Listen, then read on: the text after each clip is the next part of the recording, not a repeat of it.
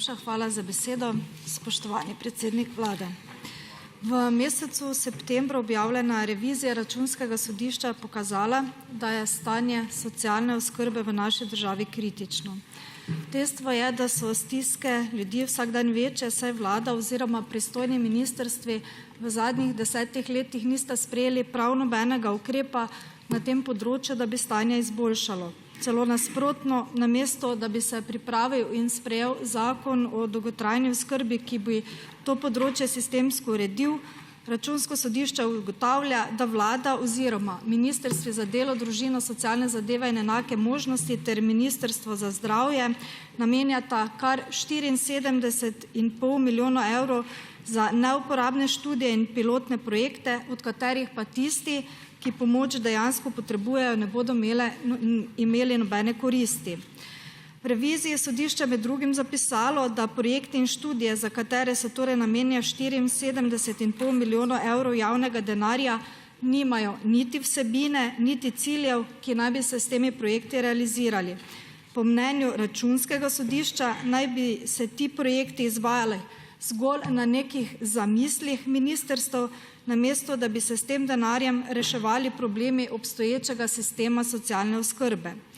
Danes imamo več kot 11 tisoč ljudi, ki trenutno čaka na posteljo v domu, pa vendar država vse od leta 2007 ni zgradila niti enega doma za starejše. Glede na proračun, kot ste ga pripravili v vaši vladi, tudi v naslednjih letih država očitno domov ne bo gradila. Z denarjem, ki je namenjen za razne študije in pilotne projekte, pa bi se lahko zgradilo tudi 10 domov za starejše.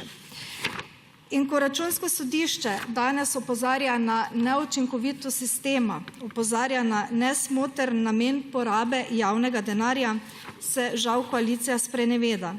S sklicem izredne seje in predlogi priporočil smo v Slovenski demokratski stranki želeli, da se razišče pravi namen in transparentnost porabe javnega denarja.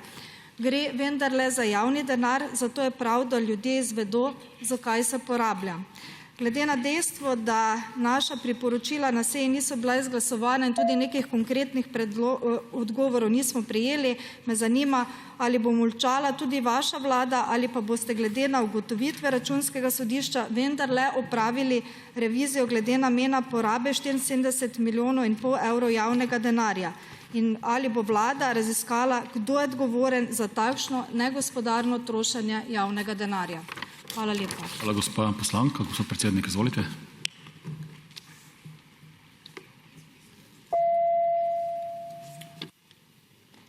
Hvala za vprašanje.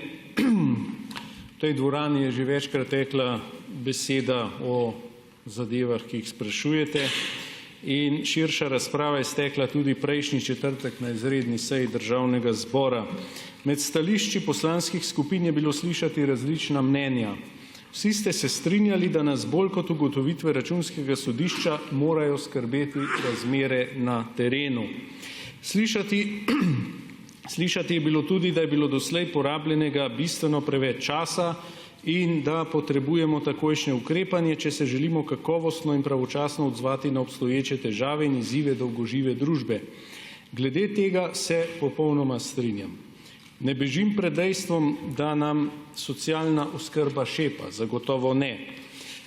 Vendar pa seveda bi bilo dobro iti po vrsti, in sicer napačne navedbe v porabi 74,5 milijona evrov za študije. Ne gre za porabljen, ampak za načrtovan denar, ampak to ne za neke študije na papirju, temveč konkretne investicije v infrastrukturo.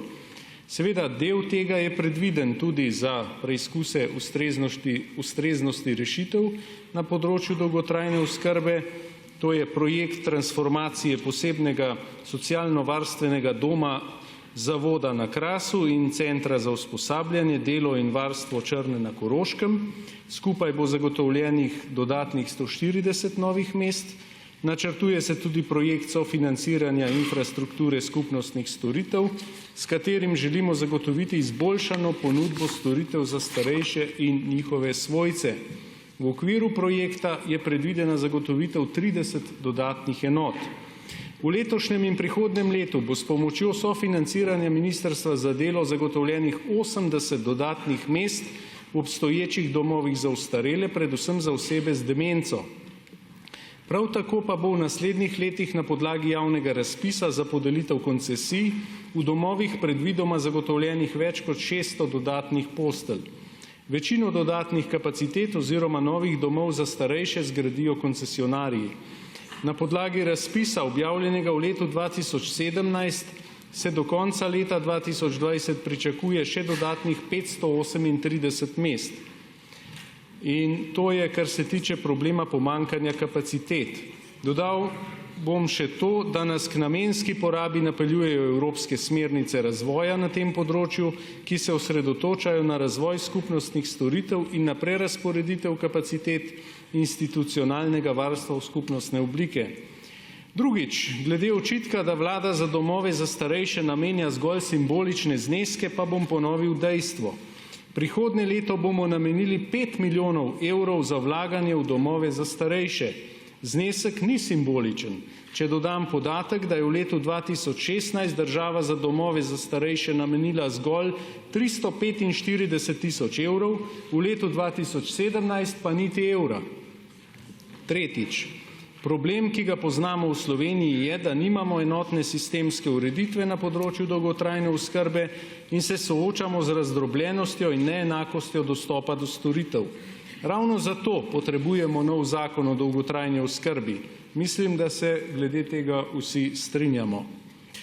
Ministrstvo za zdravje kot nosilec tega projekta sledi normativnemu delovnemu programu vlade, ki kot skrajni rok za sprejetje zakona določa april 2020.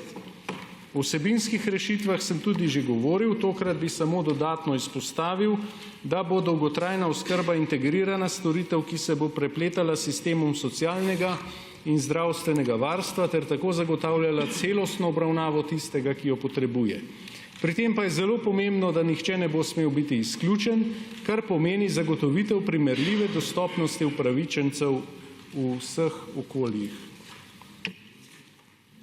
Hvala, gospod predsednik vlade. Želite, gospa poslanka, dopolnitev? Izvolite. Ja, hvala lepa. Najlepša hvala za odgovor, spoštovani predsednik vlade, ampak moram reči, da ta vaš odziv glede na dejstvo, da ste vendarle predsednik vlade, je nesprejemljiv. Namreč znova malce zavajajoči podatki glede 5 milijonov evrov, ki so namenjeni za dome za starele v naslednjih letih v proračunu. Veste, to ni dovolj niti za gradnjo enega doma za starejše, pa imamo več kot 11 tisoč tistih, ki vendarle potrebujejo posteljo v takšnih domovih.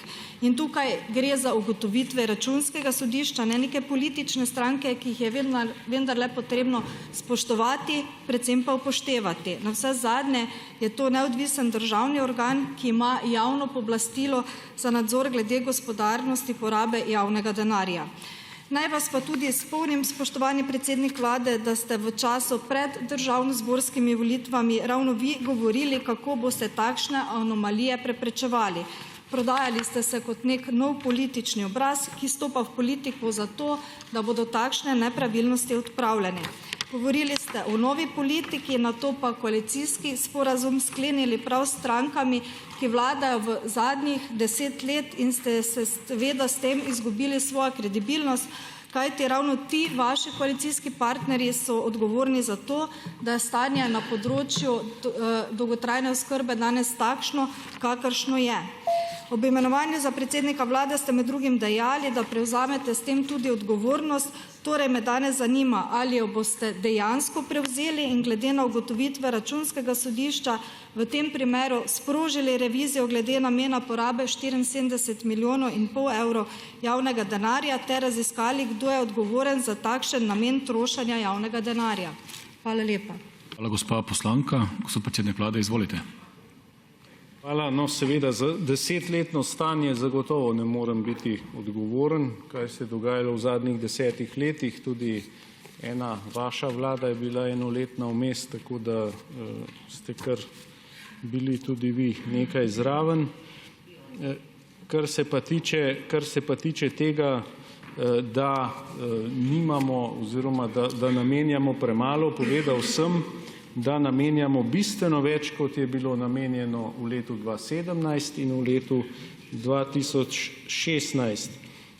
Ministrstvo za zdravje razpolaga s 23 milijoni 676 tisoč 900 evrov sredstev za projektne aktivnosti na področju dolgotrajne oskrbe.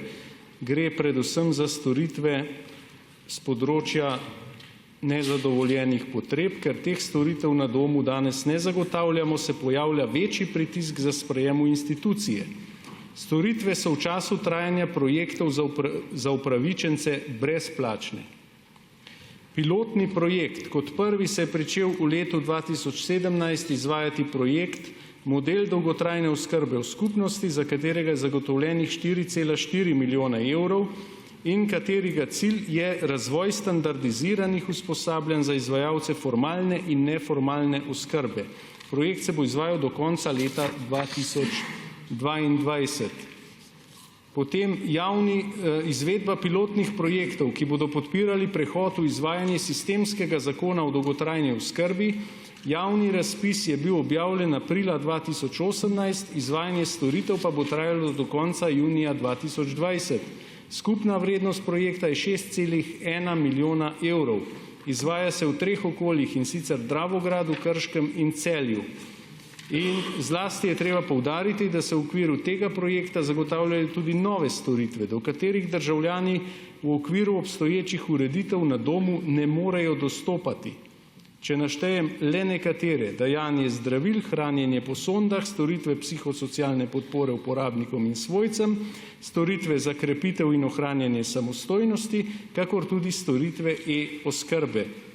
V okviru projekta je bilo od januarja do septembra 2019 na enotne vstopne točke podanih 1474 vlog za oceno upravičenosti do dolgotrajne oskrbe, 1312 oseb je bilo ocenjenih kot upravičenih do novih storitev v okviru projektov in dne 1.9.2019 je nove storitve brezplačno prejemalo 287 oseb.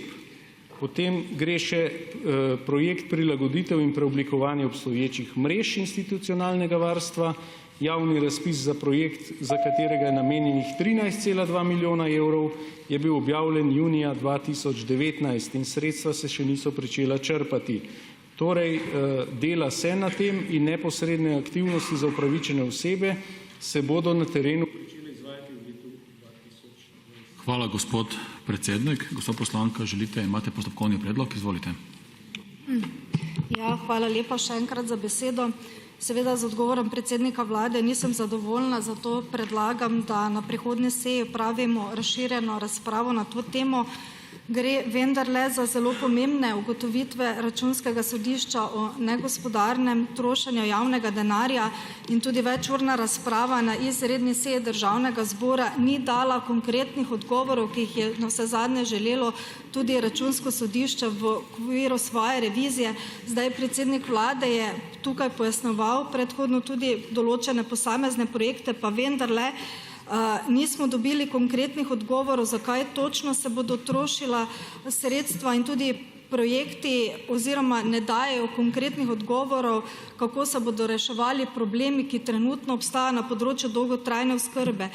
Še enkrat, imamo več kot 11 tisoč aktualnih prošenj in več kot 24 tisoč tistih, ki so na seznamu oziroma potencialni uporabniki storitev dolgotrajne oskrbe. Po drugi strani pa ministrstvo kar 74,5 milijona evrov nameni za pripravo študij, analiz, za testiranje novega sistema dolgotrajne oskrbe in to na podlagi zakona, ki danes še sploh ni pripravljen.